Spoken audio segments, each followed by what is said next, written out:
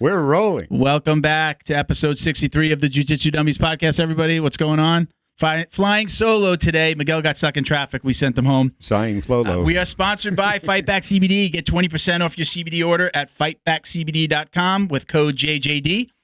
We're also sponsored by a little marketing company called Black Belt Digital Marketing. My favorite guys. They do all of our artwork, websites, everything.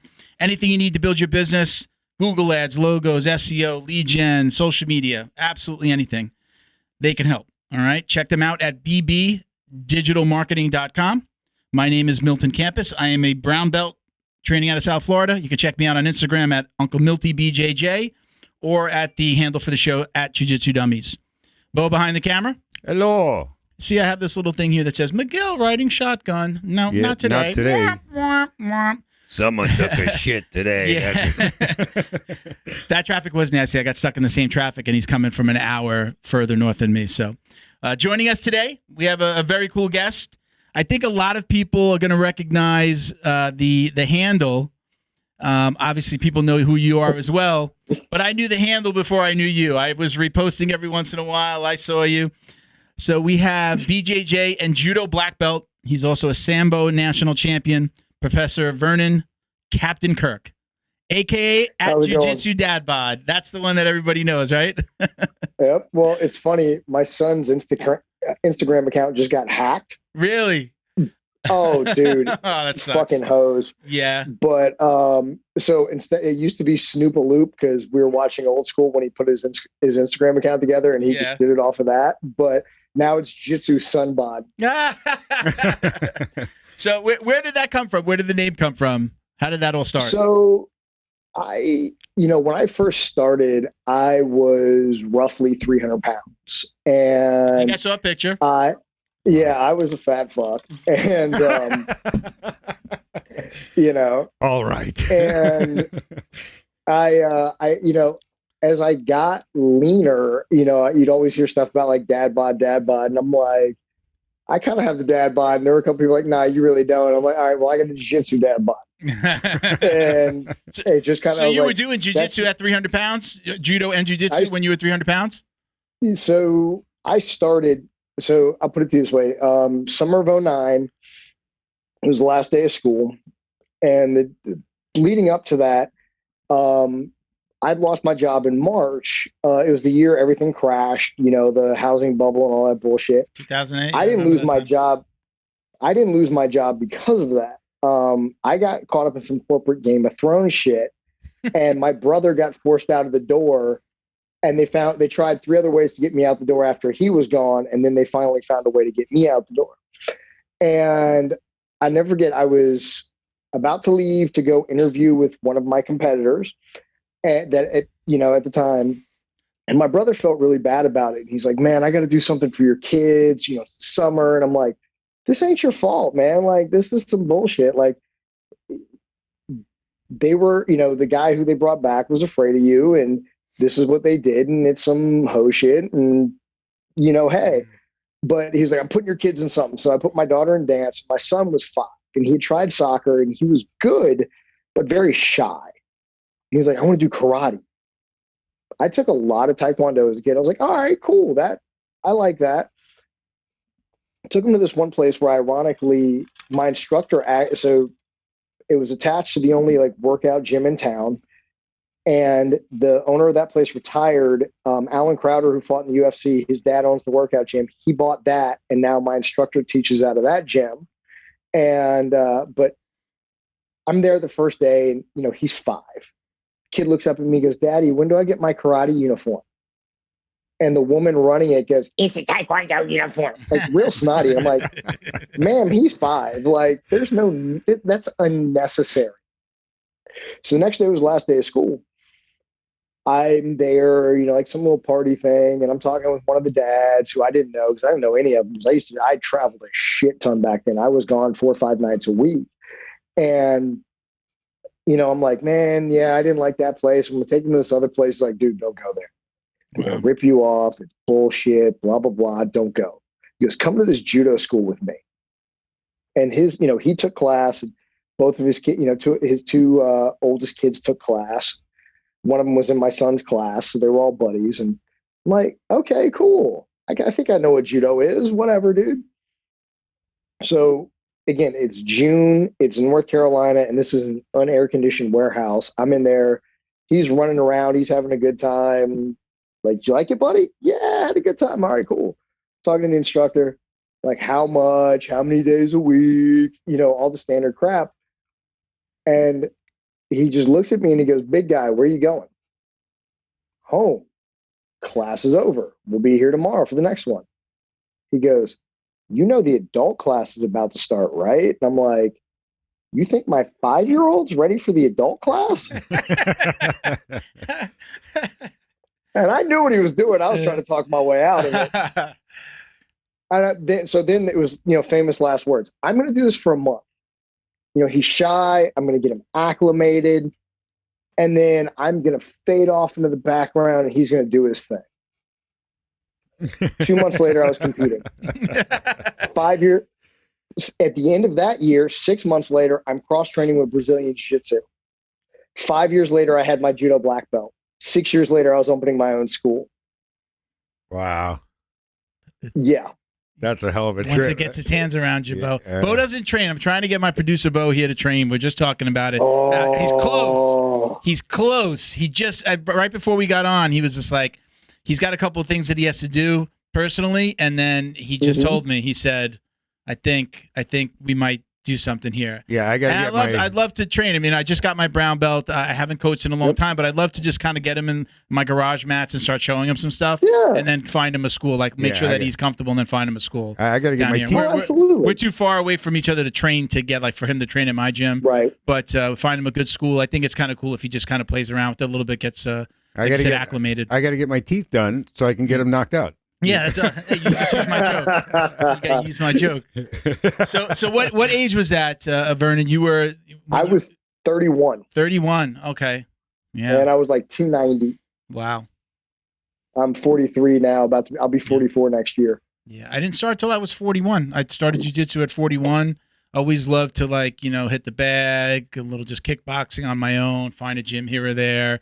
Did kind of, I call it dance fighting. You kind of stand in place, do some jump rope, throw some hands, drop and do some burpee, that kind of stuff, which I love. Oh, yeah. And I did I started to do their Muay Thai classes.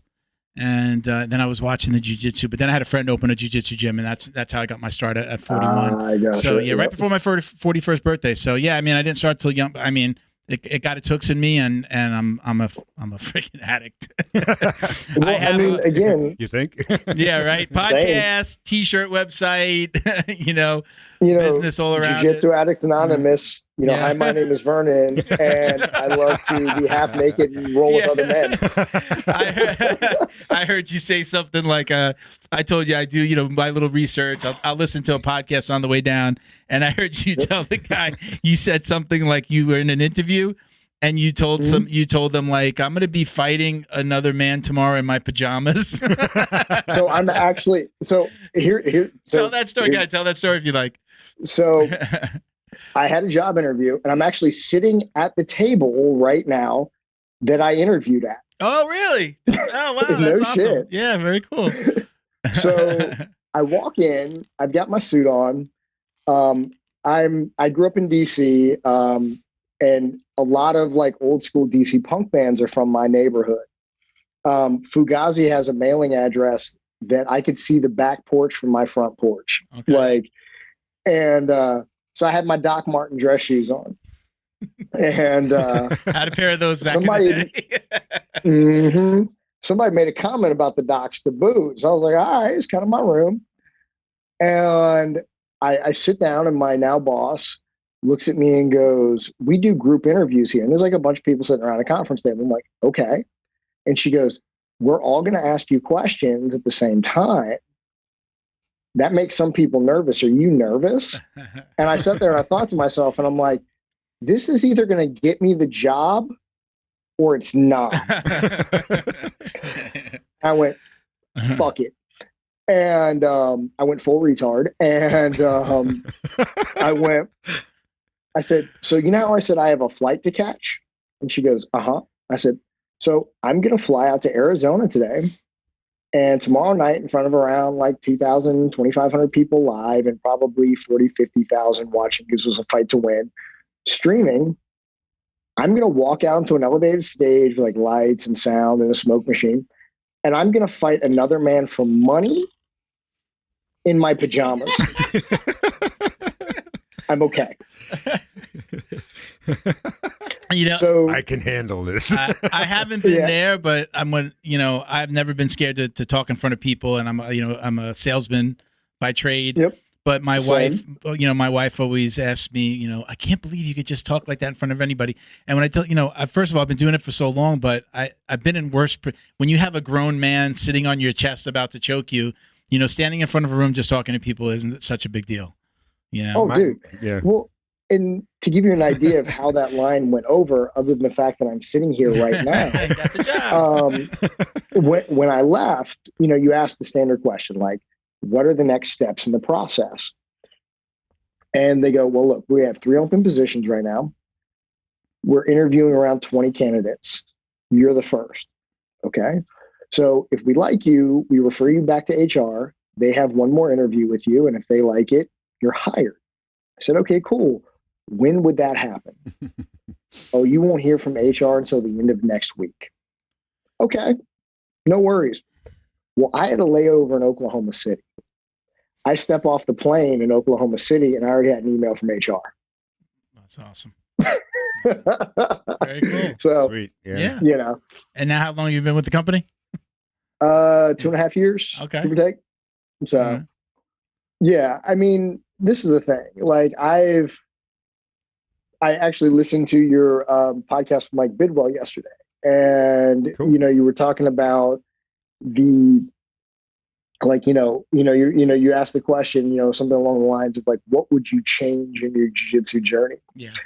I think what a lot of people miss, and I've got like younger guys now who are way more exposed to it. And then on top of it, like, with flow grappling and all the stuff that's out there and, all of that, which is, I mean, it's fucking phenomenal. The amount of not only information, but good information that's available to you right now.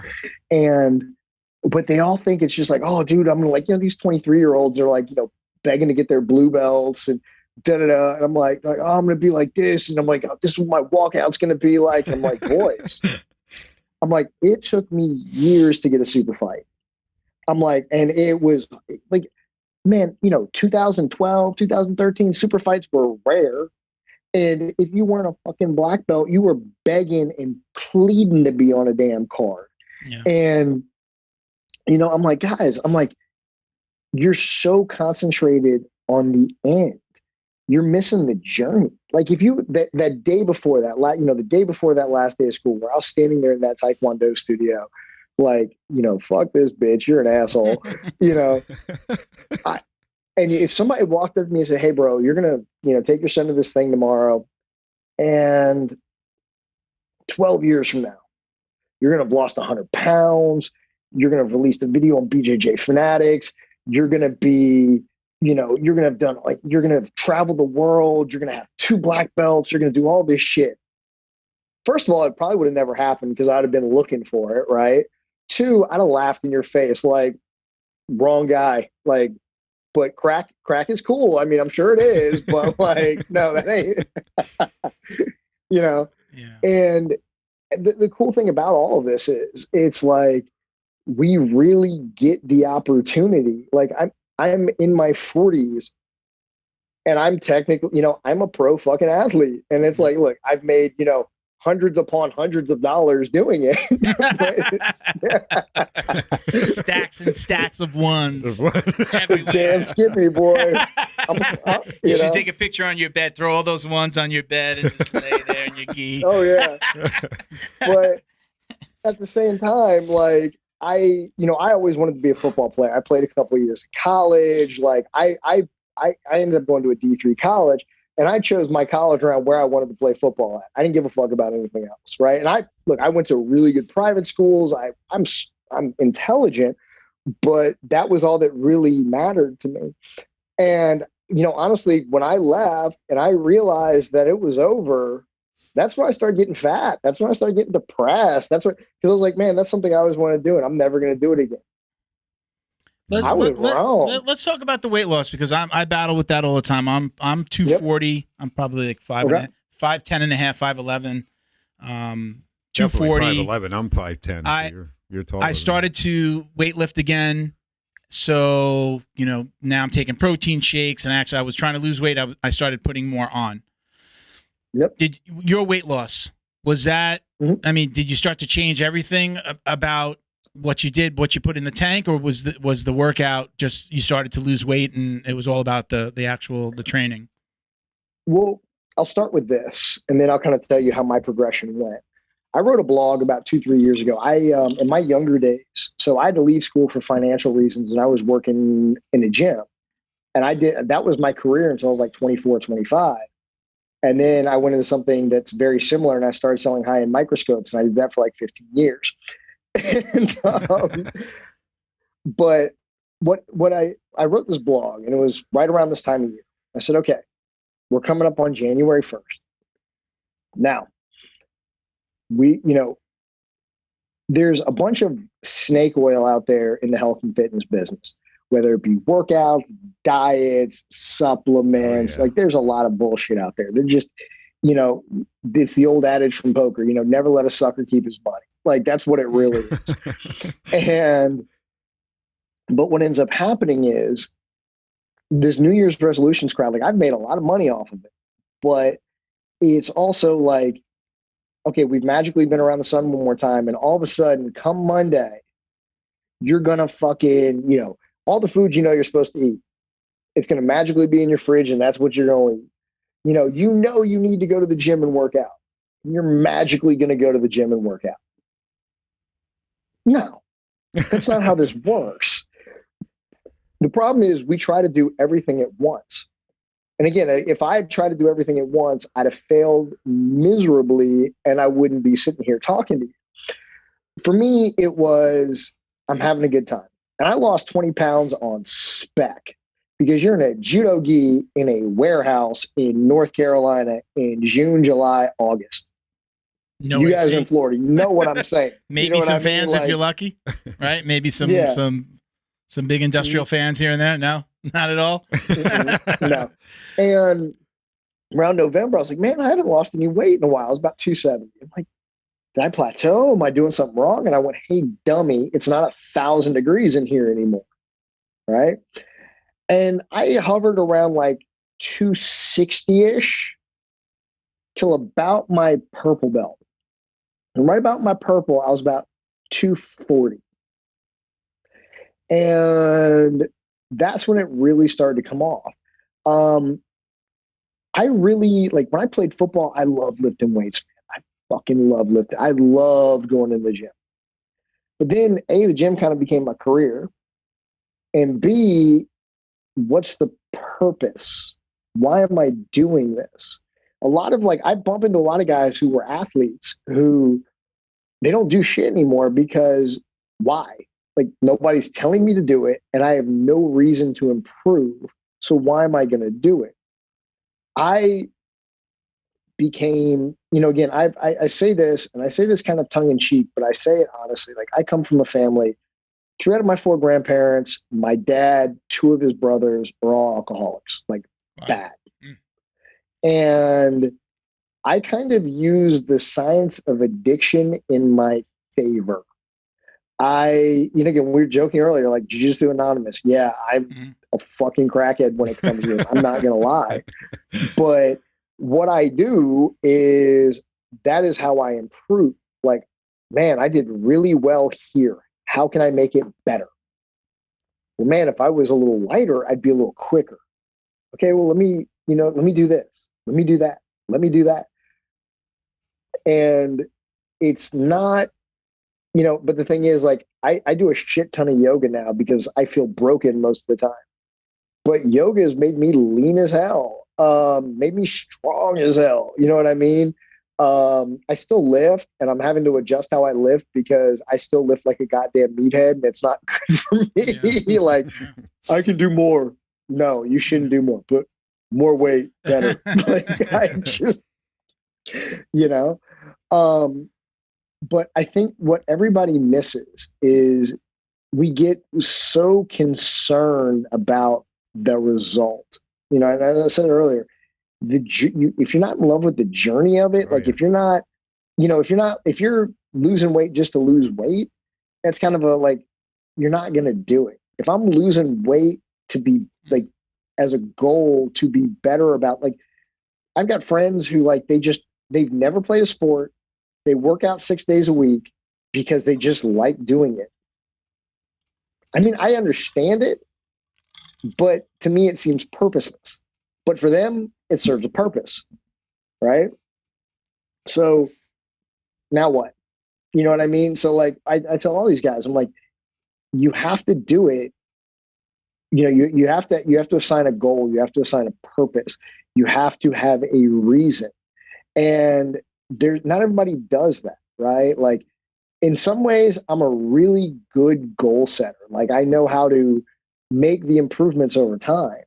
But if it's, I'm going to do this by this date, I'm way too analytical, and I'm be yeah, but what if this happens, or I have to do this or that or that or that. And I'm not good at that. Yeah. But, I tell my guys all the time, I'm like, what you need to be concerned about most is mat time. It's not about what competition, I have guys well, some of the guys who I'm about to promote this weekend, they're like, well, I just don't really want to compete anymore as a white belt. I'm like, you've done 4 tournaments. I'm like, I average 8 to 10 a year, and that's over my 12 years. And that I didn't do, my first year I did 1, my second year I did 2. And I only did 6 this year because I've been trying to, I still love competing, but I'm trying to transition out a little bit more because I'm trying to grow my school. I'm trying, I just released my first video on Fanatics. I'm trying to do these things where it's I can either be okay at all of them or something's got to take a backseat. Yeah. So, all right. I've kind of gotten my yayas out. I still have a few things I want to do from a competitive standpoint, but man, I enjoy it, but I'm on to other things. And these guys, they're like, well, I mean, this tournament, I'm like, you need mat time, dude. A good comp is a month of classes. It just is. I don't care what you say. People tell you all the time, you're right. You don't have to compete. But if your goal is to be a competitor, you have to compete. I've talked with, I've got some really good competitors that are around this area that are friends of mine, high level guys. I've had the opportunity to speak with, I have, everybody has the story dude, I saw that band and nobody knew who they were. It was just me and the girlfriends. I've got a Gordon Ryan story like that. Again, I've had the opportunity to talk to people. And the one thing I know is if you want to get good at something, you got to do it. So if you want to be a competitor, you got to fucking compete. You want to just do jiu-jitsu and have fun and be in class, cool. I mean, again, there's nothing wrong with any of it. It's what I think the other problem is there's some people who are like, well, man, so-and-so is really wants to do this. Well, you're not so-and-so, dude.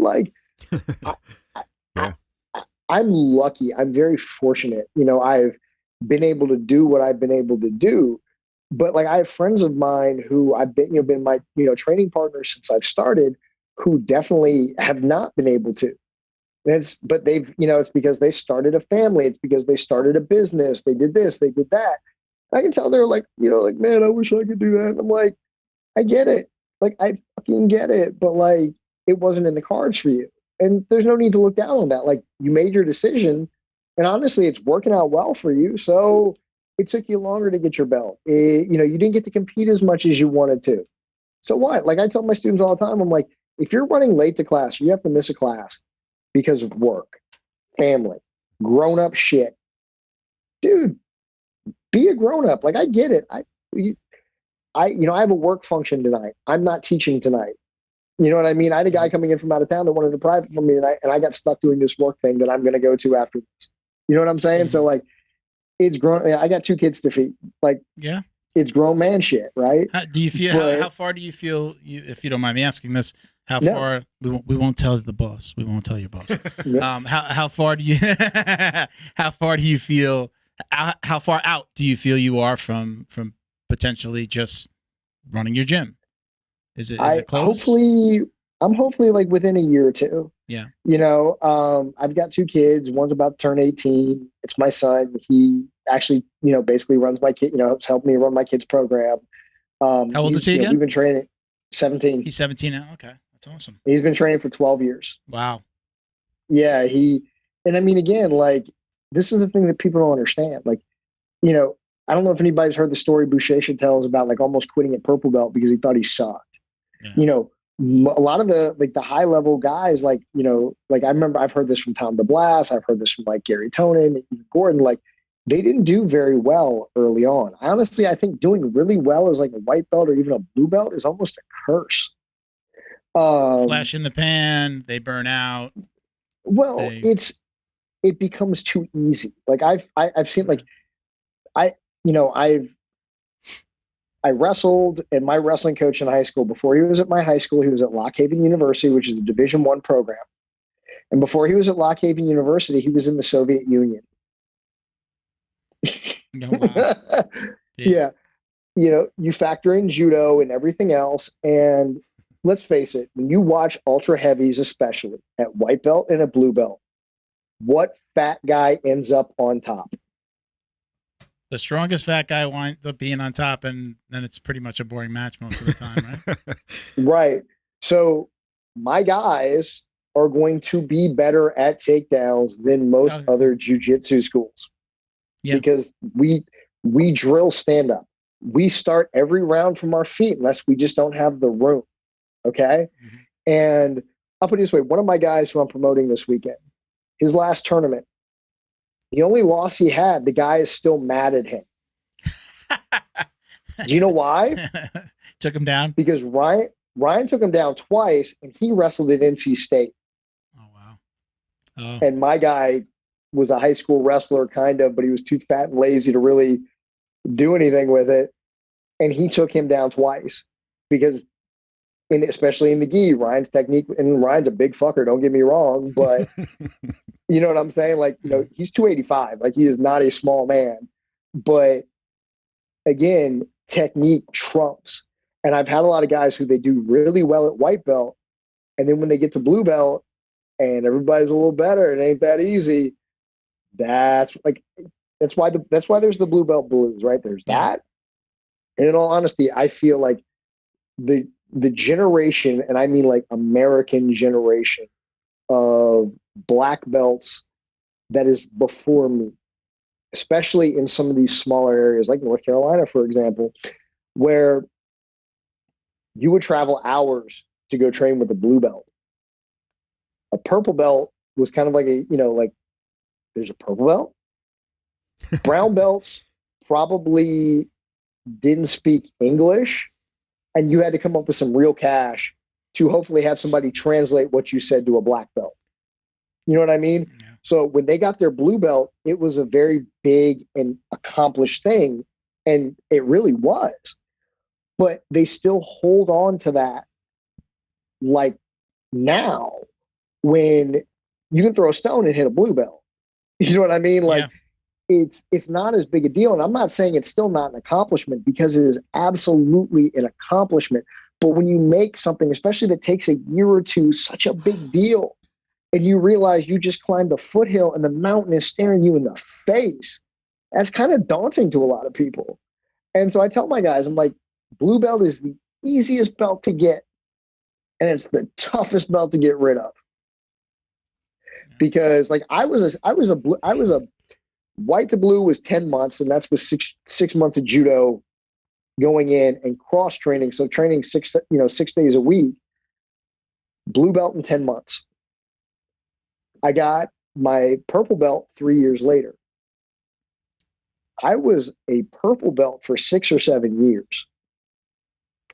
And purple belt by far was the toughest belt, because that's kind of the belt where my instructor pushed me and like a lot of the other guys like out of the nest. And then you're like, we'd show up and take a class from him. I to school, my best friend who like, we both kind of like help him out, like do a lot of things for him. We both have our own schools, and we show up and like, it was still always the same old stuff. He would answer questions. He was, he's great about all that, but class wasn't for you. You were there to help him. He wasn't there to help you, but he would still help you, and you would still pick up on stuff. But it's not like, man, professor, I got stuck in spider guard last tournament. I need some help. Yeah, but they don't know how to break guard. You know what I mean? Like, and I get that, and I agree with that. I actually think that's the right way to do it. Purple belt is that belt where, man, like the competition gets really, gets thinner, and i.e. better. And then now you have to figure it out, and fucking like, it can be tough, but it's also fucking great, man. Like, that struggle is what makes you better. And a lot of people just like, your shirt says embrace the suck. Yeah. You've got to fucking do that in this sport, man. It makes you so much better at everything. Vernon, give me a second. I'm going to shout out a couple of our sponsors, including DD214 Fightwear, at DD214_Fightwear, gear for patriotic rollers. Get 15% off your online order at DD214.com with code JJD. Oh, as always, shout out to Flow and Roll at flow_n_roll on Instagram. If you're watching or listening in the month of December 2021, everything on the site has been reduced, so no discount codes. They've all been disabled. If you're listening January 1st, 2022 and beyond, the JJD coupon code for 20% off will be back in effect. All right, so check them out on Instagram for their T-shirts, custom gis, no-gi kits. They do incredible artwork. All right. Thank you to Feito IT and AV down here in South Florida, actually on the entire state of Florida. They specialize in commercial and residential automation. So it's security cameras, CCTV. They hooked up my house really nice. I got them coming out doing new stuff all the time. And it's streaming in China now, your house. Yeah, right. Check them out at That's Feito. what I was watching on OnlyFans. Yeah, right. That was me taking a shower before. At FeitoITAV.com. So it's FeitoITAV.com. Feito means like kind of like cute but ugly in Spanish. Let them know the Dummy sent you. Gym owners, take this new year, get a new security camera or system put in your gym, especially in this current environment. Be a good idea to update, and you can tell your students' parents how much you're going to take care or how well you're going to take care of their kids. Shout out to the Troop Welfare Foundation. They're a veteran nonprofit dedicated to helping veterans find outlets to cope with PTSD, depression, anxiety, and other mental health issues through martial arts, physical training, recreational activities. You can check them out on Instagram at Troop Welfare Foundation, and their website is troopwelfarefoundation.org. And we're going to have a representative from the company or from the organization on one of the next two episodes. So stay tuned. Don't forget to like, comment, subscribe, and share wherever you're watching or listening. If you're watching us on YouTube, don't forget to click the bell. Thank you, Bo. And get notifications each time we launch a new video. Hey everyone, thanks for watching. If you're enjoying the show, please help us thank our sponsor at Back CBD. We couldn't do this without them. Head over to their website at fightbackcbd.com. Check out their growing line of CBD products and find the solution that's right for you. That's fightbackcbd.com and get 20% off your purchase with discount code JJD. Also check them out on social media at FightbackCBD. Now back to the show. All right, let's get back after it. So Vernon, tell everybody the name of the school. I know you've mentioned Relentless a few times. Tell everybody the name and where you locate, exactly where you're located, so people know where to find you. I'm in it's Relentless Martial Arts. We're in Monroe, North Carolina. And then also I'd be sad if I didn't give a shout out to Triumph Fight Academy in Indian Land, South Carolina. I teach there a couple of days a week as well too. And actually the guy who runs DD214 trains there as well too. Josh is a great guy. Josh, Cool. yes. Awesome. Yep. As a matter of fact, he sent us a whole bunch of new stuff. I got awesome new. I was talking about it before. I'm so comfortable. It's like it's a hoodie, but it's nice and light, like a t-shirt. I feel so comfortable. I told right now. I I'll take a little nap. I told you I'm envious of that sweatshirt, Josh. I'll see what Milton. I'll see what I got in the bag. I got some other stuff. So tell us a little bit about the competition side for you, Vernon.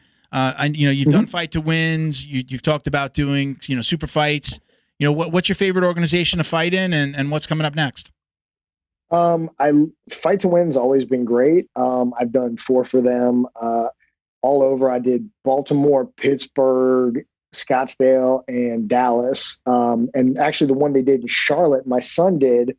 And I, of course, had to miss it because my best friend since 8th grade was getting married that weekend. Oh, wow. So not only did I not get to compete on Fight to Win, I also missed my son's debut. Wow. Have you been able to fight on the same card with him yet on at any event? Oh yeah, we've done that. We've done that a good bit. That's awesome. Toro Cup around here is really good. Pro Jitsu around here is very good.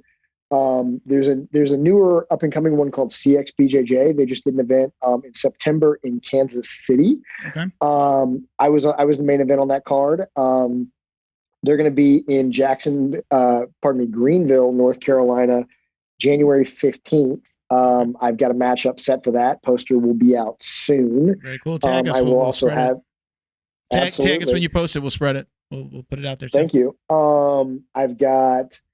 And then actually the same weekend, I'm having to split my squad a little bit. I'm the marketing director for Southeastern Sambo, and their regional championship is in Greensboro, North Carolina as well the same weekend. So I've got one of my coaches, the guy who runs Triumph, is going to take a squad up to that. And then I'm going to take a squad from both schools up to BJJ and compete on that card, and then kind of go from there. But I, what I feel like the good news is like a lot of the local tournaments are all, like AGF, I just ref for them. They do a really good job. The guy who does Fuji in our area is a really good dude. I love their stuff. I've worked with everybody else. I'm a fan for the most part. Like, and I just tell my guy, the thing I hate, and like, I hate it with an utter passion, at least in this area, things tend to stack upon themselves. Like February 5th, there's 2 events in North Carolina and 1 event in South Carolina that are all super fights. All people I've worked with and are friends of mine. And I'm like, do we really need to do this? Yeah. I'm like, come on, y'all. Like, it sucks because like you'll go weeks and months without nothing, and then like 4 events within a month or like within 2 weeks.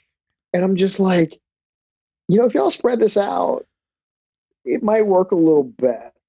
But it's just. Do you find that they're competitive? You're friends with everybody, but are they friends with each other where they can be, coordinate a little bit? Like, hey, I got an event that weekend. No, they tend to. I kind of knew the answer to that, but yeah, I'm not going to name names because I just don't believe in it. But there's certain organizations that will intentionally stack on top of other events. Oh, yeah. This used to happen in autocross. This used to happen, dude. Yeah, I mean, it's like think about it, like, but I think the smartest organization on the MMA side of things is Bellator. They do them on Friday nights. So it's like, let's not compete with the UFC. Why are we going to try to compete for this Saturday night audience? Well, let's do it on Fridays, and it kind of had a different format for a while, but, Well, I mean, again, like my thing is this, there's enough to go around.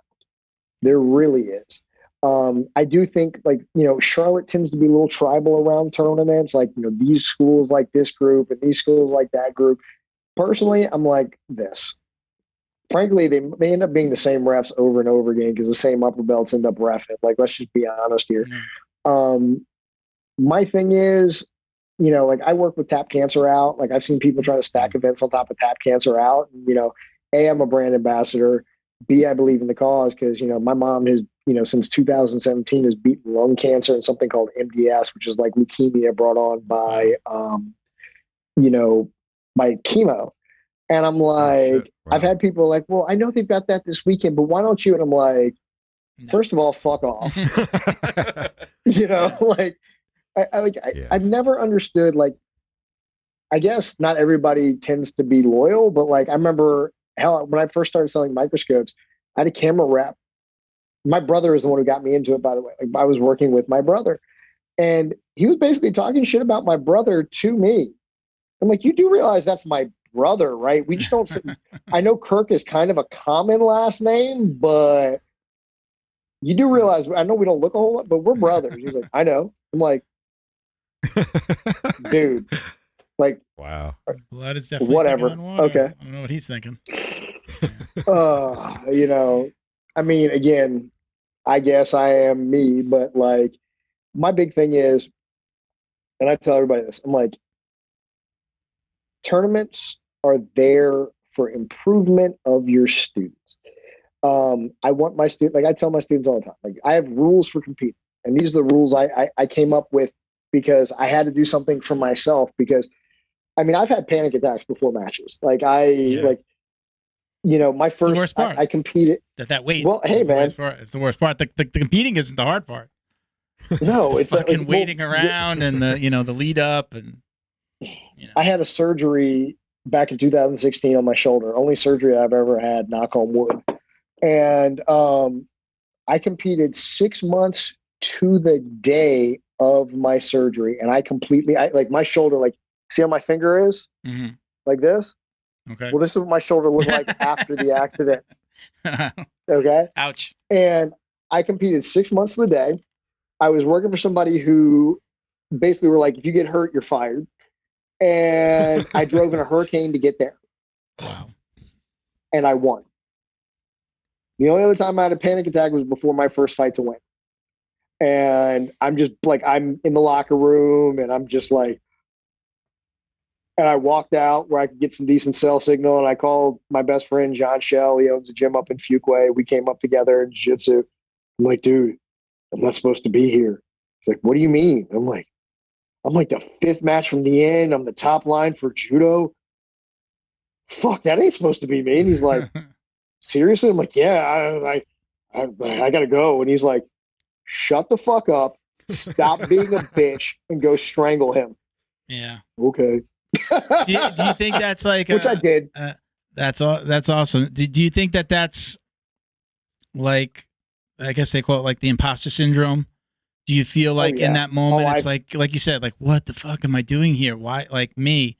Well, why not you? You know? Yeah. Well, I mean, again, it's taken me a long time to understand that. Like I love Seth Daniels and what he's done. Like, I hate judo, the like sport. Like, I don't like the rules. I don't like the politics. The martial art I love. Like, judo has been my cheat code in a lot of ways. Okay.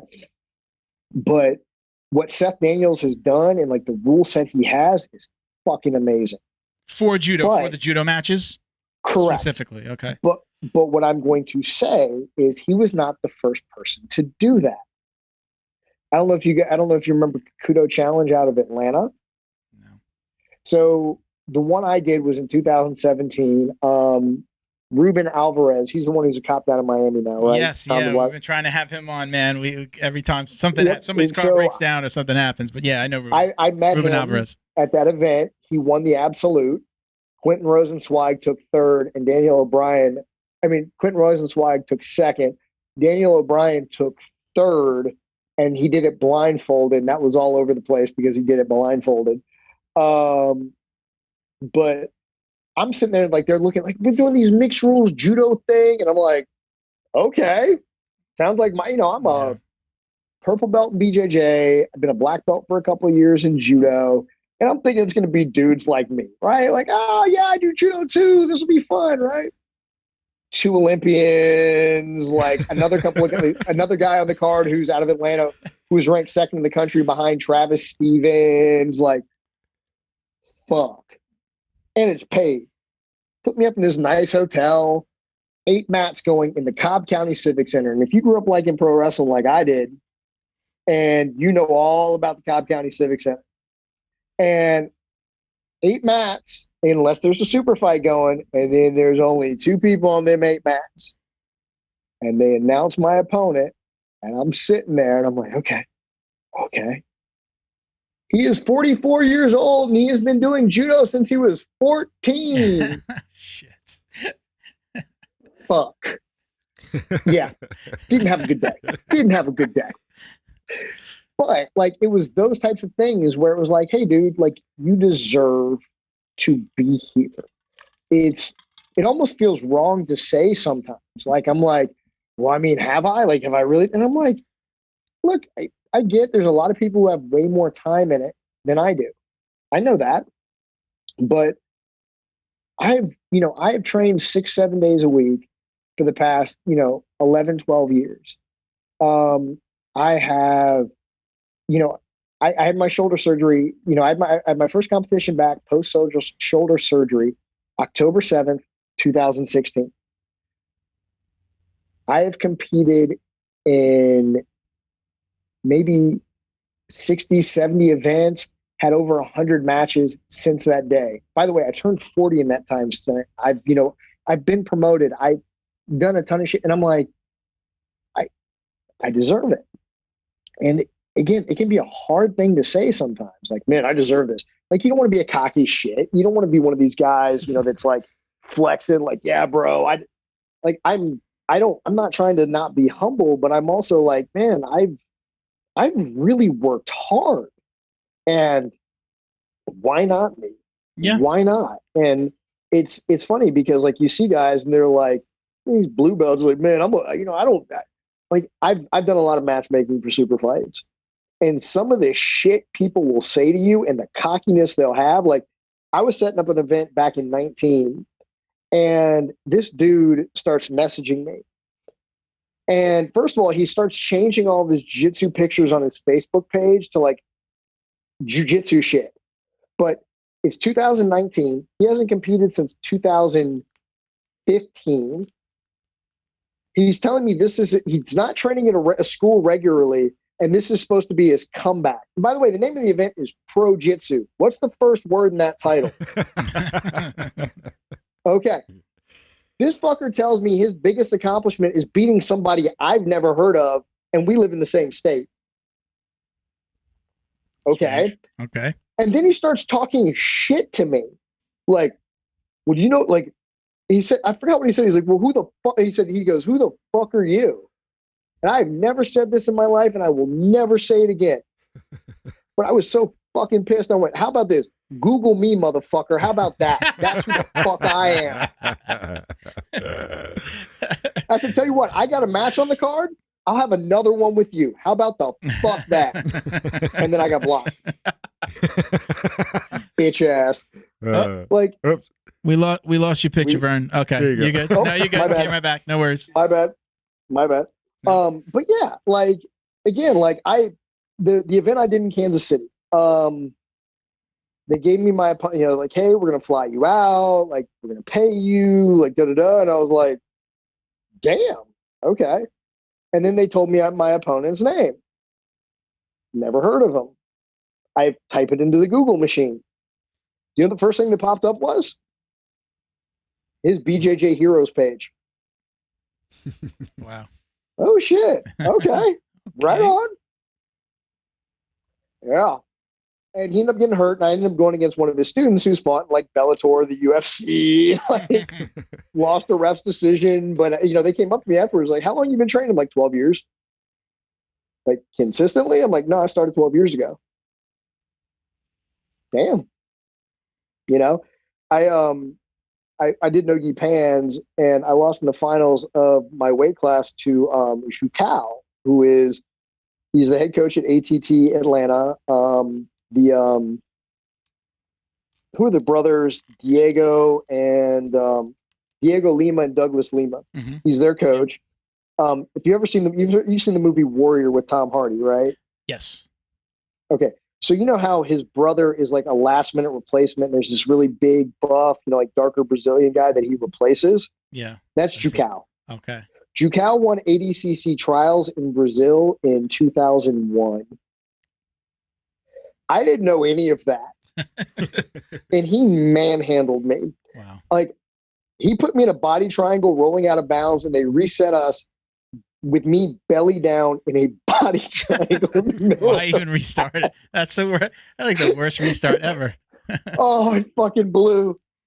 So I come up to him looking for him because I want to sign up for Absolute because I'm not happy and I want to get some more matches. And truth be told, like, full disclosure, I'm not going to be an asshole about it. Like, I had an 8-man bracket, and my half of the 8-man bracket didn't show up, so I basically had to buy into the finals anyway. So, it's kind of a paper silver. Yeah. And he looks at my rash guard and he goes, "You Hubon guy?" My instructor is Hubon. And I go, "Yeah," and he hugged me. I'm like, "Motherfucker, I'm not comfortable with that." And he goes, "Man, when I first come to the U.S., man, Hubon, he takes such good care of me. You have such a good instructor. He is such a nice guy." And I'm like, "Thank you." And again, still don't know who this motherfucker is who just beat my ass. CJ Murdoch and Sean Applegate walk up to me a little later, like, "Man, you drew your cow in the finals." I'm like, "Yeah." And CJ just kind of hugged me and he goes, "That man put one of the worst beatings on me I've ever gotten in my life." A few days later, I'm on video with my instructor, and I'm like, "Hey, professor, yeah." It's like, "Wait, you say you go against Zhu Kao in the finals?" And I go, "Yes, sir." And he goes, "Did not go well for you, did it?" Dead ass. I was like, "No, it did not, professor." He goes, "It's okay. He's a tough guy, man. He's tough." Hey, I got a question real quick about, again, I heard you talking on a podcast. I love the North-South. Yep. And you talk about the North-South. I think your BJJ Fanatics video, is there like is it part 1 and part 2? Do you have a part 1 and part 2? Do you have something out there about North-South? So I called it When Judo and Jiu-Jitsu Converge. Okay. And this is part 1. And so I started with Newaza, ground stuff instead of top, because I wanted to kind of do it. I've got some takedown stuff I'm already I'm gonna be doing with them as well. Honestly, like we were supposed to film 3 videos that weekend, and we didn't do it in Boston. We did it at my friend John's Academy. We only got 2 done. So we still need to do John's video. We did mine. And then the third one we were going to do, my instructor had a massive stroke back in 2017. Oh, wow. And he still doesn't get along, around that well. And so what John and I did is we have what we call the big 4 drills. These are 4 drills that we have taken and we've kind of adapted a little bit to fit us, but they are what I call the foundation of our jiu-jitsu. Like I tell my guys, I'm like, you need to be able to do these 4 drills. And we basically did our own takes on them. I just haven't had a chance to go through it and like fill out all those stuff for it. Make all the timestamps and all that stuff. I'm hopefully going to be doing that over the next week, but we're going to be releasing that on Fanatics as well too. And all the money is going to him. Like John and I aren't seeing a damn dime of it. Like it's just, awesome. It's kind of our tribute to him. But so like my video is you start inside. So think about it this way. When you're a white belt, you're a blue belt, especially as a bigger guy, but even as a smaller guy, if you get the side control, you're probably going to finish the match, right? But around blue belt, it starts to get trickier. And by the time you're like a brown belt, like you ain't finishing nobody from side control. Like it just ain't happening. Like unless it's just some sort of mismatch or oddity or like you're, whatever. But so I've always used, like if I can get the side control, I'm going to finish you. And I'm either going to finish you from case katami, like the scarf hold, headlock, whatever you want to call it, or I'm going to finish you from north-south. North-south Kimura, hands down, like I have a spreadsheet that I keep of, and it's pretty much every match I've ever done. For the most part, it's pretty accurate. Like I started doing it in 2016. Pre-2016, it's, 90-95% accurate. Post, it's 100% accurate. But my number 1 finish, hands down, like 3-1, is the north-south Kimura. And it comes down to really, how I move and how I think about the position. But what cemented that for me is not only like the drills that my instructor taught, because one of them my instructor was a judo black belt way before he was ever a jiu-jitsu black belt. And so not only that, but like I remember going to a seminar back in 2013 or 14 from a man named Sensei Nick Lowe, who passed away a few years ago, but he was the head of UK Judo, like British Judo. And they showed up late, so it started at 10 instead of 9. And I left at 5:30 in the evening, and it was still going. And for that, I paid the whopping price of $25. And lunch was included. But one of the things that we did a lot of north-south work or Kamishi Yogatami. And one of the things that really stuck out to me is when he said this, he goes,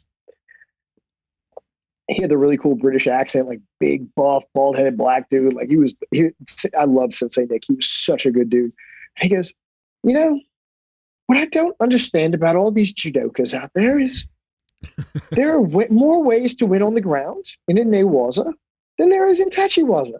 But none of these bloody fools will work on newaza. Why? I'm like, well, I do, but I see your point. And we're going over north-south, and he goes, okay, if you have me in, God damn it, what's the word I'm looking for here? It's the judo term, osaikomi, which means you have them pinned because you can win by pin in judo. If I'm in osaikomi, what is your number? You know, if I'm trapped, what is my number one weapon to escape? My hips. If I can get my hips under your hips, I can get out. Where are my hips furthest from your hips? Kami Shiho Gatami. And I'm like, huh. Digest. Okay.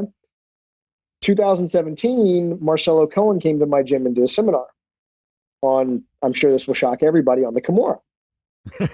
That's his and move. He showed the north-south. Shocking. Yep. And he showed the north-south Kimura. Huh. 2 weeks later, the guy who basically organized it, the seminar for me, who, you know, knows Marcelo really well, he's the guy who puts on Pro Jitsu. We went against each other at a local tournament, and I beat him with the north-south Kimura. And as we're walking off the mat, he looks at me and he goes, I'm really glad we had Marcelo come to your gym and teach you that, Vernon. I'm like, yeah, me too.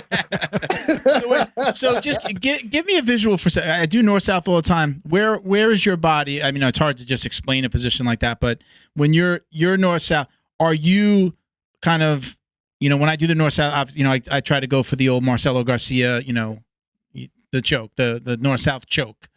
Are you above the body? It's like kind of your stomach over their face, or are you higher? Are you more disconnected? Are you higher there? Up? Even if I'm going to do the more Marcelo choke, and I actually teach a little bit of that in my DVD, I actually do the Jeff Monson version of it that I really like. But what I tell everybody is this. There's a great match, and I'm going to preface this by saying the man is way more accomplished than I will ever be. You know what I mean? Again, but like I've, you know, again, that doesn't mean I'm not right, you know, wrong in this situation. I watched a match on Quintet. It was like 2019. It was between Gio Martinez and Satoshi Ishii. If you don't know who Satoshi Ishii is, gold medalist 2008 judo in the Olympics at ultra heavyweight. And he's also fought professionally for quite a while. And Satoshi had Gio in that north-south Kimura position for quite a while. Like I'm talking a couple of minutes. And I know Gio is made of rubber. Like I understand these things. But Gio was able to keep putting his back on the mat. Why? Because what everybody forgets about in that position is they're so hell-bent on the arm that has the Kimura that they forget about the other arm. Honestly, like if I'm coming from side control, I don't give a fuck about what you do. Like I'm going to try to isolate it and make it easy on myself as possible, but I don't give a fuck what you do with the hand I'm attacking. If I can get my weight and my shin across your opposite bicep, okay, I'm going to finish. So now that you said that, now I see the positioning that you're in. I wasn't sure if you were like more, you're coming from like, well, like a northwest or northeast kind of, right? Like so you're higher. Okay. In the video, it's called Northwest. All right. And so what I do is, but see, the thing is, I step, like when I come from that position, right? I step over the head like you normally do for a Kimura, but a lot of people just stay there. I drive my knee to the mat and into your back. Like I want to pinch on your head as hard as I can. And I'm thickalicious. So it makes my life a lot easier. That sounds like a shirt. That sounds like a t-shirt idea, Bo. Oh, dude, I got a couple. Yep. And so it makes it, because again, like if I can't get the Kimura, cool. I have something I call the Super Kimura. I have wrist locks. I have a bunch of different options. And plus I have a bunch of stuff with grip breaks. So I'm not worried about it. It's, you know, it's the line from Remember the Titans. It's like Novocaine. Just give it time. You know what I mean? Yeah. Like that's all it is. And I really love that position, because the other thing is, it's like this. I love jiu-jitsu. Like, it is my shit. Like, I don't even like, I grew up, football was my shit. And for years after, like, usually, like, when I stopped playing baseball, I stopped giving a fuck about baseball. When I stopped playing basketball, I stopped giving a fuck about basketball. Football stuck with me up until jiu-jitsu, and it's been kind of replaced. You know what I mean? But like, I'm going to be honest here. If you watch Gi Worlds at black belt, kind of boring. Like, you sit there and it's two dudes tugging on each other's clothes, and hopefully one of them gets the advantage, and that's the end of it.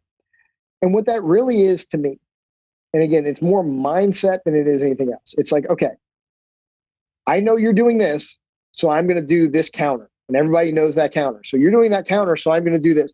And it goes back and forth, and it's either if somebody makes a mistake or what.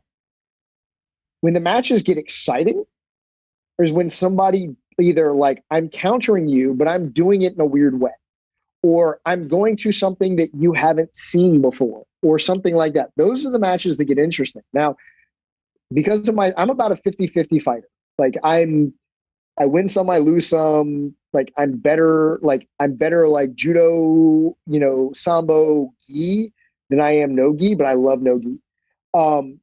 But 75% of my matches, judo, jiu-jitsu, Sambo, gi, no gi, whatever, end early. Because I'm coming with some weird shit. Because if I'm losing, I'm defending, I'm doing my thing. But let me ask you an honest question. What's the difference between a loss by advantage and a loss by tap? Both losses. They're both L's. Right. So if I got that L, there's some things I do where it's like, I know I'm putting myself into a bad position to get out of a bad position, but I'm confident in my defense from there. And most of the time, most of the time it works out in my favor. Sometimes it don't. But you know what I mean? Yeah. I'd much rather give myself a better chance to win than sit there and gut it out and let the clock run down. Yeah. I'm not afraid of losing. I'm not afraid of, I tapped. Yep, I tapped. It happens. Yeah. It's jiu-jitsu. You're going to get another match. Like, that's life. You know what I mean? I was having a conversation with somebody last night, kind of in line with that, where I was mounted on him. And he was asking me after Clay's white belt, so he's asking me like, "How do I get out from this?" And I wasn't attacking him the way he has been attacked when we drill. Mm-hmm. I mean, I'm in brown belt. I'm attacking in a different way. I have a whole different game. I'm not keeping my legs under him. I have my legs on top of his legs. I'm mounted, but I'm sitting completely on top of him, like in a crouch position. And nobody's ever done that to him. He said, "How do I get out from that?" I said, you've got to you got to take a little bit of a risk and maybe go to your side, right? You have to maybe try to scoop a leg. You got to shrimp. You maybe shrimp out from under me before I get my legs on top of you. Cause I'm going mount, I'm going knee to knee on belly. And then I'm going to actually go north-south. I actually want to finish in the north-south. So I'm just climbing you. If you don't move in those three transitions, you're done. So it's kind of like, right. This a lot of jiu-jitsu, the wins come in those transitions, right? Somebody moves, like you said, you put something out there. Maybe you want to bait me, maybe I'm baiting you, but one of us has got to take the bait to move to that next step, or we're just laying on top of each other, Well, and then it really is grab ass, like Mike Bidwell said. Yeah. Well, no, look, he's not wrong. Jiu-jitsu. Well, here's what I call it. I call it Princess Bride Jiu-Jitsu. You've seen the movie, right? Seen the movie. So the opening scene when they're sword fighting, I see you're using Capafeo. Is that because of the rocky terrain? Like, that is how a lot of it is. Yeah. You know what I'm going to do? We're both playing the same game, taught by the same person. But he was like, again, he's going to be a very tall kid and tall man. Yeah. And he's pretty big. And I usually teach the big guys if I have the opportunity not to coach, but to if I'm rolling with them and they ask me questions, I'm always going to tell a big guy, listen, north-south is going to be your best friend because of your size. Because guess what? Mm-hmm. How many times, even ask you, how many times have you learned the defense to somebody going north-south on you? I don't, to this day, I haven't. Nobody's taught me how do you defend somebody from side control going to the top other than shrimping, getting out, catching a leg, right? If you could move fast enough and go north-south, people just don't know what to do with it. So I was telling him again, transitions and do something that people aren't going to expect.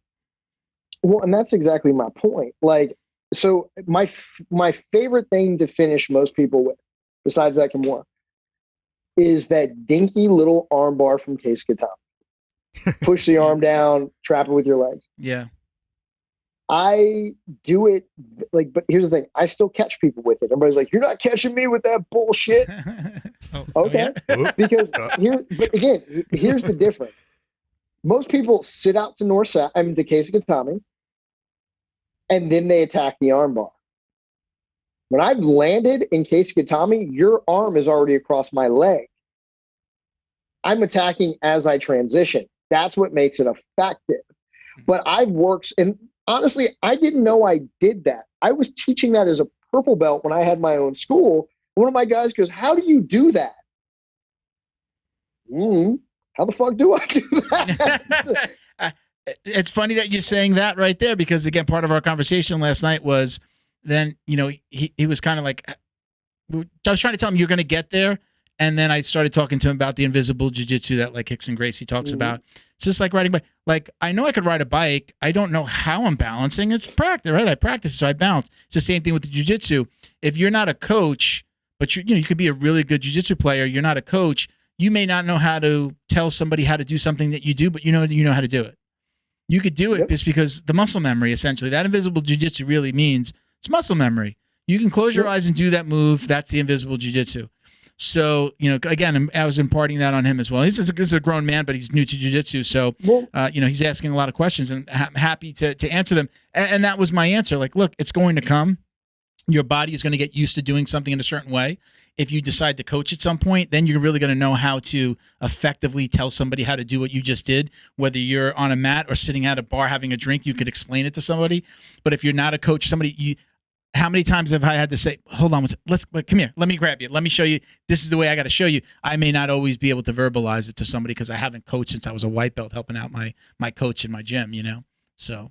Well, and that's the thing. And like, I say this all the time, and, everybody always wonders, why does it take so long to get a black belt in jiu-jitsu? And so the way I describe it is this, like, you take me and my son, okay? My son is 5'7", and on a heavy day, and I'm not bullshitting when I say this, he's 117 pounds. Wow.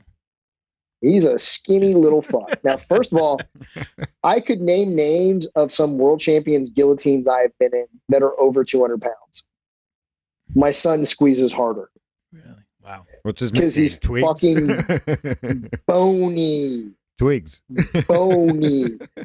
I don't let the little fucker have my neck anymore. Like, my joke in class, and I mean, I honestly don't mean it, but my joke in class is, look, I'm training sharks to bite me. One day you will all be better than me, except for Liam. Fuck him.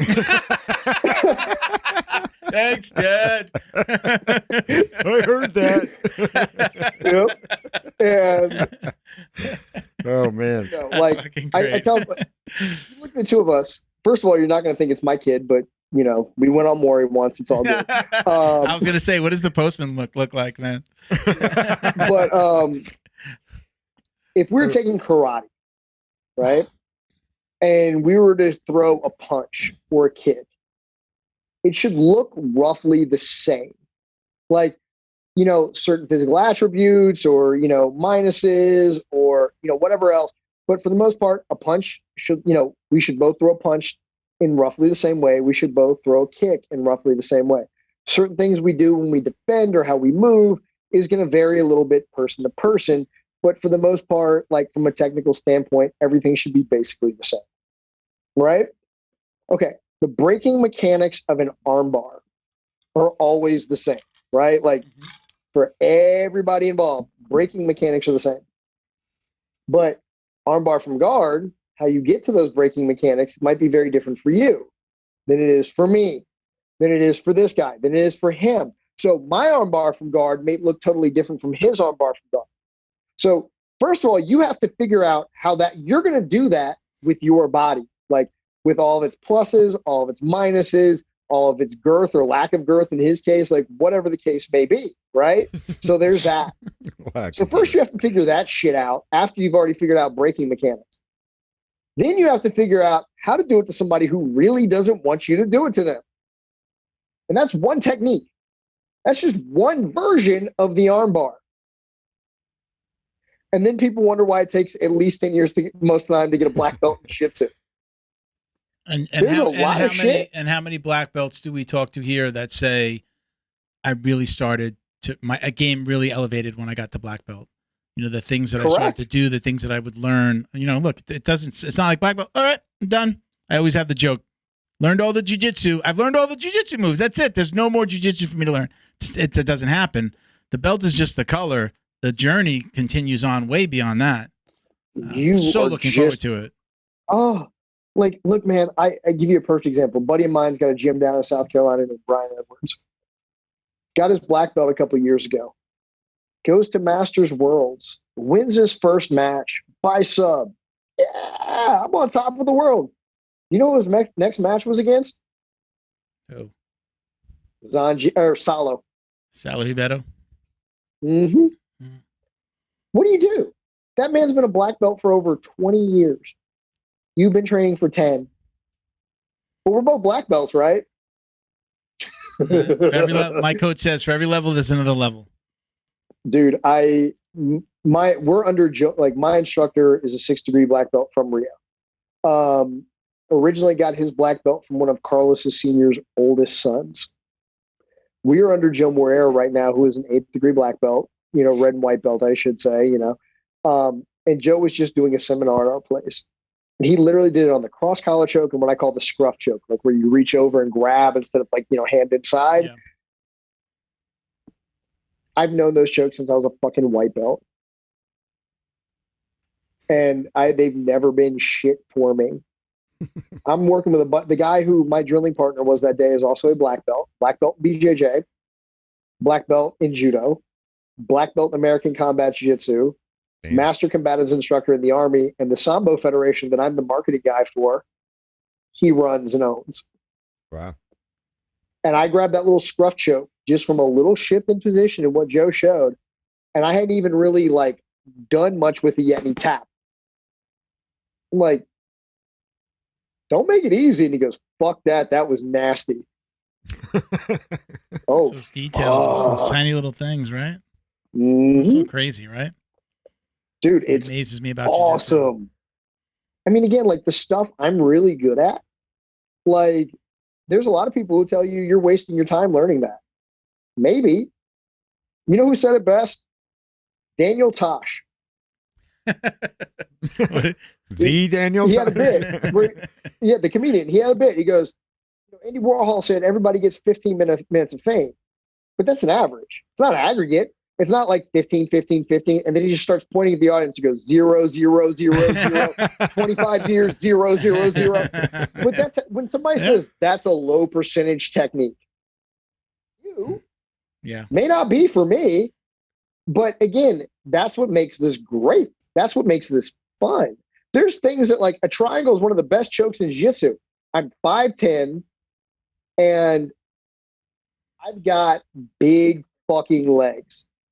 I am not like I've got great technique when it comes to a triangle. Good luck holding somebody there, like getting myself in position. Like that's actually what I'm working on right now, more just because I'm like, you know what? Fuck it. This isn't kicking my ass. But shit ain't easy. Just because of how I'm built. But like my son, like guillotines for a long time were my thing. Little fucker's had a nasty guillotine since he was 10. Like it's what you have. You know, and that's what makes this great. It's like a tarantula. What I started to do, I hit one yesterday, and because I hate triangles as well. I'm just like, you know, if somebody can get, I have a bad lower back, so if somebody stacks me, then you know, then I'm letting go, and then I'm like I'm worried about the back and not about the finish. Yeah. But now I'm looking at mounted triangles. A big guy like me sitting on somebody's chest and getting on a nice triangle, lifting the head, like this will be my triangle, but you know, but I'm not compromised. with the potential of a stack. Maybe they could sweep, and hopefully I'll get better at it. But I said, oh well, maybe this is going to be my version of the triangle. What's going to work for me? So, and my coach teaches it a lot. So I'm finally like, okay, wait a minute, this is it. This is probably the one for me. So let me. I know you have an event tonight, but I've got a speed round that we're going to go through some questions here. We'll go to. You can elaborate if you like. We can go fast as well. My first instinct, if you sat on me, is just a visceral scream, and that's going to be the last scream because you're going to have no air left in your lungs. Scream like a little again. girl, man. Just what my favorite type of triangle is? A mounted triangle. I'm actually kind of good with those. Yeah. But B, when you squeal, then I just whisper in your ear, squeal like a pig. Come on. Okay, now I'm scared. All right, so speed round. Vernon, gi or no gi? What's your preference? Love gi, way better at it, but I really wouldn't pick because I love no gi. I'm much better front headlock and standing with a gi on. And I'm just not as good at those positions, no gi, but I love no gi. No gi is so much fun. I think I know the answer to this next one because you were talking about your students before. But takedown or pull guard? Oh, Ranger Up has a T-shirt. So have you ever seen the meme? So I do a lot of memes, and my first meme went completely viral. No clue what a watermark was. You've probably seen it, and ADCC stole it from me. It was after that Gordon Ryan story, nobody was there but the band. You ever seen the one? It's like Anakin, and he's turning to the dark side and it says, the first time you hit a heel hook, you truly feel the power of the dark side. I can't say if I've had to have seen it at some point. Yeah. Yep. So I made that right after that seminar, and ADCC stole it like 2 months later. But I made a shirt from the dude meme from the dude from Vikings. It says, "You don't get the Valhalla by pulling guard." I've seen that one. Yeah. I just realized I just asked a judo black belt if he take down or pull guard. Yeah, it's on my list. I screwed up. No, you're good. But when I was prepping for my first fight to win, Nick from Ranger Up, who is all Army judo, comes down to help me, and they were making a lot of Viking shit at Ranger Up, and I said, "Hey, have you seen that shirt? I mean that meme?" And he goes, "Oh, we have a shirt coming." I said, "You know who made that motherfucker, right?" That's kind of how he started sponsoring me. Favorite competitor to watch? It's hard because I have friends too, right? Like Marcelo Cohen is a friend. Gordon Ryan probably wouldn't know me if I walked up to him, but I've actually gotten to ref one of his matches. But I'm actually going to say one of my favorites, just because of his attitude and the way he is about shit, is Gary Tonin. Okay. I love Gary Tonin. It's so smooth and effortless, man. You watch him and it's just like, it's just like, and you can tell he just doesn't give a fuck. We have an early interview. Beautiful. It's like, you got me here. Fuck you. Oh, you're up on points. Watch this. Fuck you. Wow. I love it, man. Yeah. I absolutely love it. Yeah, we got that early interview with them. Yeah, one of my co-hosts went down to a competition and down here in Miami, and interviewed him, Gordon Ryan, his girlfriend, the whole crew. Yep. That was something. That was cool. Like, no press really could get in because something happened down here and the bridges were up, and then they couldn't get to the venue. It was crazy. What's your ultimate goal in the world of jiu-jitsu? And hey, we could throw judo in there, but what's your ultimate goal in this whole thing? I mean, my goal with most things in life is just to leave it better than I found it. Like, here's the thing I say to people all the time. I'm like, guys like Gordon, Gary, like all these really high level guys, man, it's really cool. Like I'm a huge fan. Like, I mean, I just did a Dean Lister seminar and I fucking fanboyed out on that shit. Like I brought with me a DVD that I bought in 2014 of his catch leg system. And like, I mean, the night before I'm sitting there drinking a beer with Dean Lister and I'm like all giddy and shit. But the one thing that I want to kind of impart to most people, and what I hope this does is say, quit putting limits on yourself. Like, this is a tool that can change your life if you let it, and fucking use it for what it's there for. And that is what I hope to contribute. So I love that answer, by the way, because I feel that way about a lot of things in my life. It's like, I don't have to be the best, but if I can contribute to it a little bit, like you said, leave it a little bit better, and the next guy can You ever take that and seen, move it down the field a little bit more.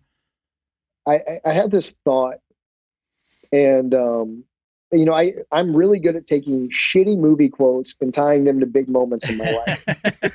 And when I first found out that Fanatics accepted me, you ever seen the movie Airheads? Yes. Came out in 1990. I know the name. I'm not sure if I remember. Okay, it was a shitty band that basically takes over a radio station, and the band is Brendan Fraser, Steve Buscemi, and Adam Sandler. And there's this one scene, he's sitting there talking to the DJ, who's Joe Mantegna, and he goes, "Why are you doing this?" And he goes, "You know what? I'm just fucked up and average enough where I can write a song that lasts forever. And after that, it doesn't matter anymore." And that's kind of how I feel about a lot of this. I like that. All right. What's the craziest thing that's ever happened to you on the gym or at a competition? On the mats, let's say. On the mats. There's some fun ones. I haven't had like a whole lot of crazy. Like a lot of that has been more off the mat type of thing. One that to this day cracks me up. Had a guy walk into my gym who he was like 200 pounds, definitely on some acai. And Acai and Jesus. That's right, baby. And look, you know, I take TRT. I'll tell you that up front. I don't care. But he was like, "Oh, I'm going to be the same spiel. I'm going to be the next Ultimate Fighter and blah, blah, blah, blah, blah, blah, blah." I almost ended up really fucking him up because he started rolling with my son. This is a few years ago. My son was like 14. And he shot in on my son, tried to pick him up, and my son locked on a guillotine. And he started thrashing, and my son let go because he knows better and didn't want to get hurt. And he got mad, and I walked up to him, and I'm like, "What's your fucking problem?"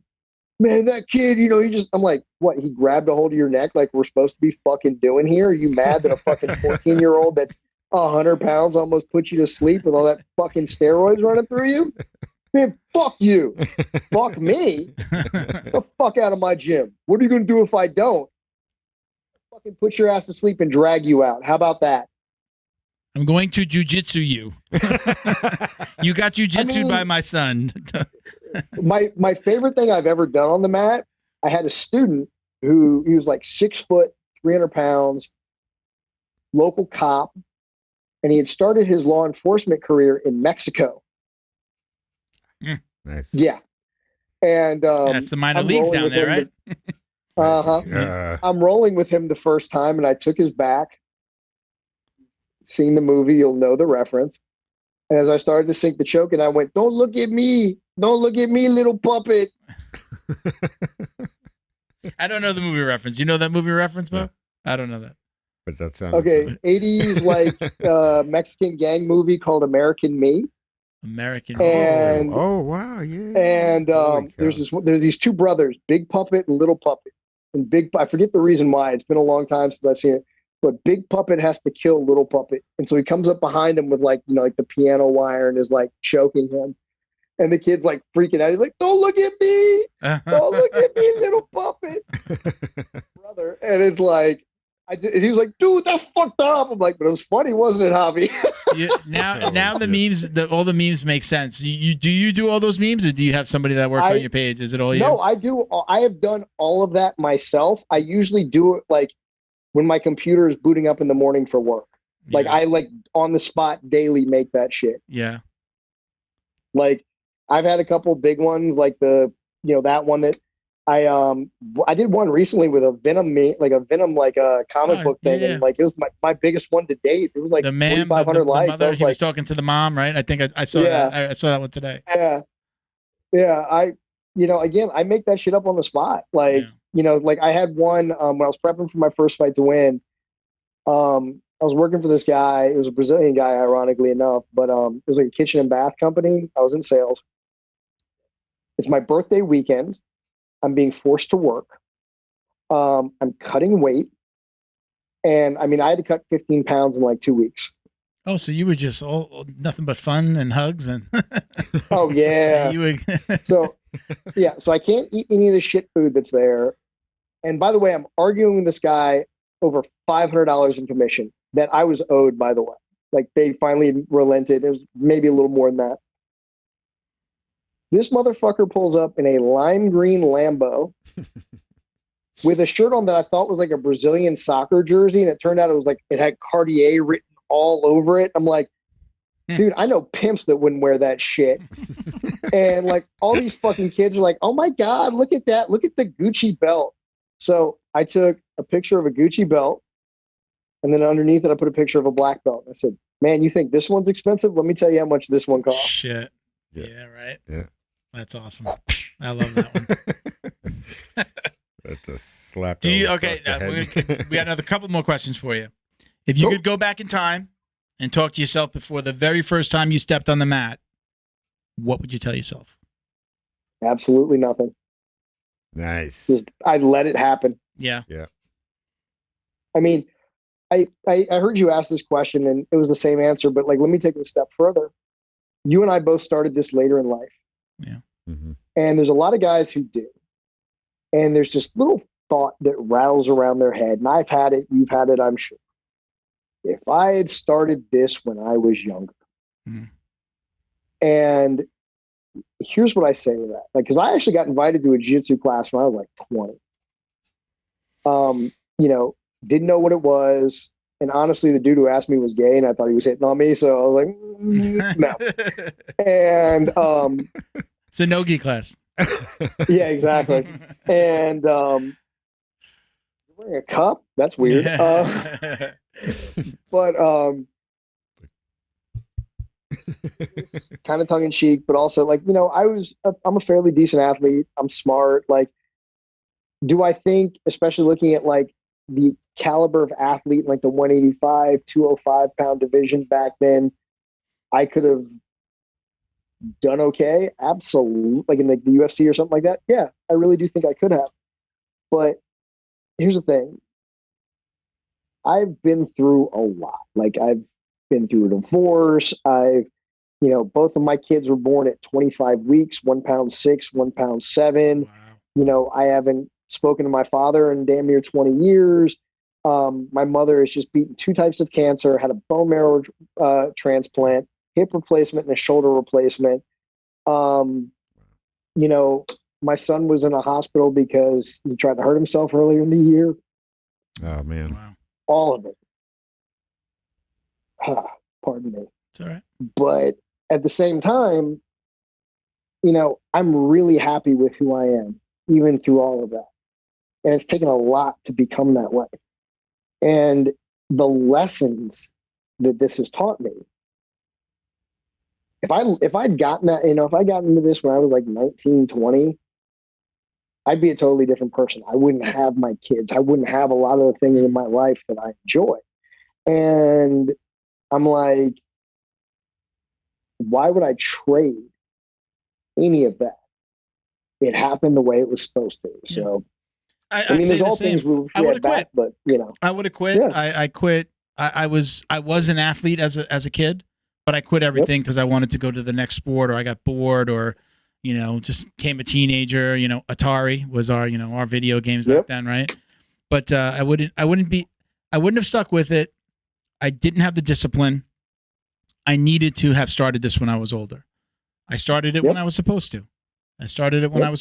And look what it led to. You know, I would have, you know, again, I did different martial arts when I was a kid. I quit everything. Yeah. I quit that. I quit football. I quit soccer. I quit track, wrestling. But you know, I take something away from each one of those little things, and it's built me into the person I am. And I don't call myself an athlete, but you know, it you know, turned me into the person that I am today, and including my jiu-jitsu. You're not Leith. well, and I mean, here's the other big part of it too. Like we I honestly feel this, like as a business owner, I probably shouldn't say this, but, and again, it's not always the rule, but like, and I've got some kids who have started with me at different ages and it's actually done them very well. But I honestly feel like you either need to start this by the time you're 11, where like puberty hasn't kicked in yet, or when you're like 30 and you've gotten past all that, testosterone and angst and anger. And, I've got a bumper crop right now. I've got like belt promotions this week and I got 5 blues and a purple. And all of my blues are under 30. And they're actually great human beings, which is even better. They're good competitors, but they're better people. And, my purple belt's my age and Iraq, Afghanistan vet, and just a crusty fucker. I honestly feel that like there's a lot of kids that with like the problem is too, and it's like they don't get the right guidance. So like maybe they get involved, but they don't have the right coaching that gets through to them. And I was lucky. I've had amazing coaches over my life, all sports. And I'm very thankful for that. And it's what I think makes me a good coach. That and the fact that I have a mom who was, a special ed teacher for 40 years. So she knew how to fucking understand me and break shit down for me. So that helps too. Yeah. But, my bad. It's okay. There we go. You're right back. Thumb did it. Just reminding everybody who you are. Yep. Exactly. I'm a special boy. But my big thing with all of this, guys, is like, this is just a catalyst. It really is. It's just a catalyst to make you a better person. Now, this may not be your thing, and that's cool. That's why there's this big, bad world out there that you can find your thing. I don't care if it's fucking chess, checkers, volleyball, rollerblade. Like, dude, do what makes you happy. Yeah. Like, fuck it. So mine just happens to be strangling people. In my pajamas. Yep. All right, we got our very last question. This is the big one. If you listen to an episode, you probably know what's coming. Yep. Do you or do you not wash your jiu-jitsu belt? I sold microscopes for 15 years. I've been in a lot of microbiology labs. Great start to an answer. Wash your fucking belt, you dirty bastards. Wash your belt, wash your gis, wash your rash guards, wash your ass. Yeah. Oh, right? yes. Oh, yeah, that's a big one. Oh, dude. I have that fear. Sitting on my head trying to Kimura me. And this is part of what holds me back from jiu-jitsu is the fear of badass. Don't worry about it. It's not that often, but it does happen. I mean, I could just go in, with nose clips. Vernon, don't go anywhere. We're going to say goodbye, but hang on. Stay there for a second. But we appreciate you coming on. Thank you so much for doing this. Absolutely. And if you're ever in Florida, come on down. We'll do one in-house, which is what we always love to do. But absolutely appreciate you. Thank you so much. Have a good night, man. Enjoy your event tonight. Yep. Take care. All right. Very cool, man. Right? Awesome dude. Very, very cool. I don't know that you got the reference, but, his at Jiu-Jitsu Dad Bod Instagram, he does a lot of memes. Yeah. It's where I just knew him of more before I started to kind of, get into the, watching his videos and his, it's funny because I came across his online Instagram. Personality. Yeah, I came across his Instagram because, you get suggestions related to people you're friends with. Yeah. It's the only good fucking thing about Instagram. And then those girl pics. Anyway, so. I don't know what you're talking about. What? Neither do I. But I came across that and I was looking and I was like, all right, this dude's really funny. And I think it was because we were talking on WhatsApp about, Yeah. I always share it with you guys. Once you look at it, then you're going to start to see his stuff and I more. was like, wow, that was really funny. Yeah, he's a great dude. His memes are hilarious. I've been reposting. It's, anytime I've reposted him, he's always said thank you. He's always said, thank you for reposting, Yeah, but I didn't really know who he was. I mean, he didn't name the page after himself, so I didn't know who it was. And, you don't always go visit the page. You give him a quick follow Right. And whatever. But yeah, I'm glad we were able to, have him on the show. And thank you to Britt for setting it up. We have our booking manager, Nat. Now Britt Tavar. Nice. She's done a killer job. She's booking. She's into February already. Good job. Great job, Britt. Good job. We love you. Excellent. So let's just do a little bit of housekeeping, everybody. Shout out to our Patreon podcast patrons, including gym sponsors Carlson Gracie Winterhaven in Winter Haven, Florida, cgwinterhaven.com, at Carlson Gracie _Winterhaven on Instagram, Carlson Gracie Broward County in North Lauderdale. We might be seeing Big J pretty soon. Bo knows what I'm talking about. Oh, yeah. We've got some, hopefully we have a nice little surprise for you on one of the next couple of episodes, maybe the next one. Mm-hmm. But again, Carlson Gracie Broward County in North Lauderdale, Florida, CarlsonGracieBrowardCounty.com, and at Carlson Gracie Broward County on Instagram. John Way, newest black belt down here in South Florida, John Way Martial Arts in Plantation, Florida. Congrats. JohnWayMartialArts.com and at John Way Martial Arts. Congrats, John. We'll have you on us again soon. We also want to shout out our individual podcast patrons. So these are people that, basically sponsor the show for like $5 a month, and then they get entered into a drawing every month for up to $100 in jiu-jitsu swag, right? So we've got Jebediah Berra. I'm sorry, Jeb. I always screw up your name. Maybe I'm just going to call him Jeb. Jeb Berra, Robert Walker, Frank House, Boa Athletics. You can check out Boa Athletics at BOA_athletics on IG. Got Jason Smiley, CJ Carroll, Mission 22, Chuck Reddoor, and Roberto Santiago down here in South Florida. If you'd like to support the show, visit patreon.com/Jiu-Jitsu Dummies. You can check out at Jiu-Jitsu Dummies, our IG, for all the ways to watch, listen, support, and donate to our scholarship program, where we award one-year scholarships to veterans, first responders, and amazing kids. We're going to do it from the show, not the foundation anymore, so we're just kind of putting things together to get ready to just do one in the new year. I know we keep on talking about it, but if you'd like to donate, again, go to our IG, click the link in our bio, and you can support us in supporting people finding therapy through jiu-jitsu. Thank you to, speaking of therapy through jiu-jitsu, thank you to the We Defy Foundation for their support. If you don't know what they do already, and we talk about them on every episode, but they help veterans through, essentially, they're providing therapeutic relief to disabled combat veterans through jiu-jitsu, right? So it's an incredible organization. I went to their event in Dallas.